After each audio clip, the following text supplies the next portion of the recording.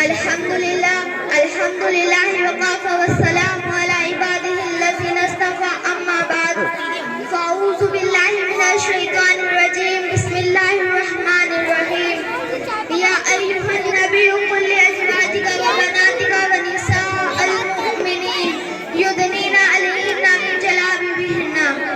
محترم حضرات، میں نے قرآن کریم کی آیت کا ٹکڑا آپ حضرات کے سامنے پڑھا جس کے اندر نبی کریم صلی اللہ علیہ وسلم کو اس بات کی ہدایت کی گئی ہے کہ اے نبی، اپنی بیویوں اور اپنی بیٹیوں اور تمام مسلمانوں کی عورتوں کو جا کے اس بات کا حکم دیجیے کہ اپنے اوپر تھوڑی سی چادر لٹکا لیں، یعنی کلام اللہ شریف میں اس آیت کے پردے کا حکم نازل ہوا ہے۔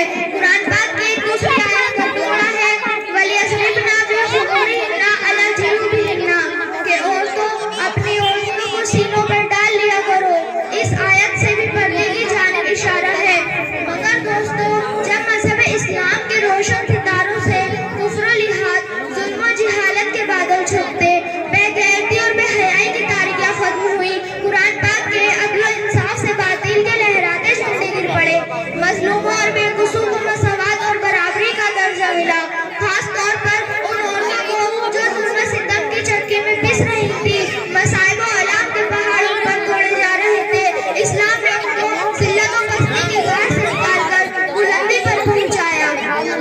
ظہور اسلام سے لے کر صدیوں تک مسلمان عورتوں کی بڑائی گیت گائے جاتے رہے۔ اگر تاریخ کے اوراق کھولے جائیں تو غیر مسلم عورتوں کا مسلمان عورتوں کی فضیلت اور برتری دکھائی دے گی، لیکن دیکھتے ہی دیکھتے پوری دنیا میں شیطانی ڈنکے بجنے لگے۔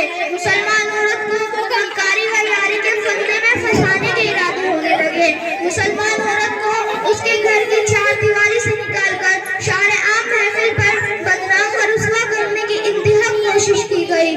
اسے شمع محفل بنا کر درندہ صفت انسانوں کے حوالے کیا گیا۔ ان کی صرف ایک ہی سزا تھی کہ پردے کے گریبان کو چاک اور ریزہ ریزہ کیا جائے اور عورت کو بے لگام اور بے حیا چھوڑ دیا جائے، وہ جو چاہے گل کھلائے۔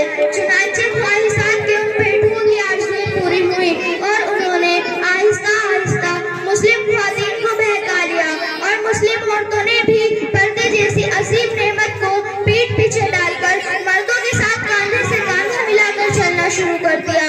پھر نہ پوچھئے کہ اسلامی معاشرہ کن کن خرابیوں سے دوچار ہوا، کتنی مصیبتوں اور آفتوں کا سامنا ہوا۔ بدکاری و زناکاری عام ہوتی چلی گئی، مکانوں اور دکانوں، بستیوں اور بیابانوں میں برائیاں ہی برائیاں نظر آنے لگیں۔ محترم دوستو، اگر اسلام دشمن طاقتیں یورپ اور امریکہ پردے کے خلاف نعرہ بلند کریں تو ہمیں اس پر کوئی تعجب و حیرانی نہیں، کیونکہ اسلامی تعلیمات کو ہر طرح بدنام کرنا ان کا شیوا بن چکا ہے۔ مگر افسوس، صد افسوس کہ آج ہماری قوم کے اکثر لوگ جو مسلمان ہونے کا دعویٰ کرتے ہیں اور محمد عربی صلی اللہ علیہ وسلم کے امتی کہلاتے ہیں، وہ بھی اسی ذہنی غلامی کا شکار ہیں۔ خاص طور پر انگریزی تعلیم یافتہ طبقہ تو اس پر زیادہ مبتلا ہے اور پردے کے معاملے میں اسلام دشمنوں کے ساتھ ہیں اور انہی کے دوش بدوش چل رہے ہیں۔ کسی شاعر نے ایسے لوگوں کے بارے میں کہا ہے کہ انہی کی محفل سنوارتی ہوں، چراغ میرا ہے رات ان کی، کہ انہی کی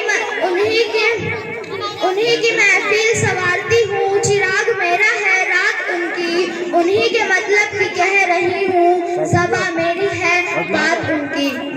محترم دوستو، آج پردے کے مسائل کو لے کر مناظرہ بازیاں اور مضمون نگاریاں ہوتی رہتی ہیں، پردے کے خلاف تحریکیں چلتی ہیں۔ پردے کو ایک بہت بڑی ناانصافی کہا جاتا ہے کہ پردہ قید ہے، پردے کو وحشت بتایا جاتا ہے۔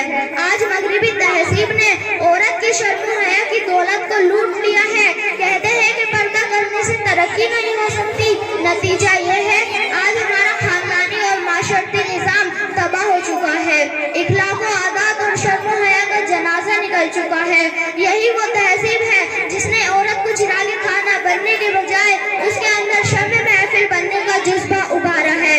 رواج بے حسابی خوشنما کانٹوں کی مالا ہے، نئی تہذیب سے ہوشیار یہ تاریخ اجالا ہے۔ یہ اس یورپ اور امریکہ کی دین ہے کہ نوجوان لڑکیاں باریک دوپٹے باریک لباس پہن کر کھلے عام گھوم رہی ہیں۔ میں اپنی ماؤں بہنوں سے کہنا چاہتی ہوں کہ ہماری کامیابی کفار و مشرکین اور عیسائیوں کی باتوں میں نہیں، بلکہ ہماری کامیابی و کامرانی خدا وحدہ لا شریک اور رسول اکرم صلی اللہ علیہ وسلم کے بتائے ہوئے طریقے میں ہے۔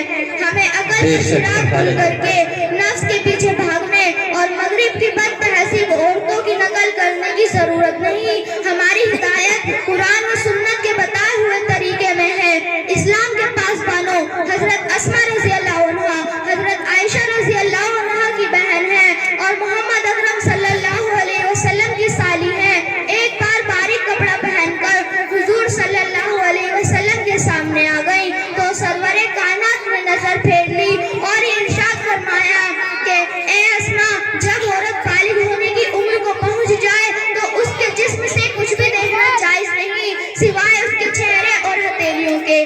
اس حدیث سے اس بات کا صاف پتہ چلتا ہے کہ باریک کپڑا پہننا بھی پردے کے خلاف ہے۔ محترم دوستو،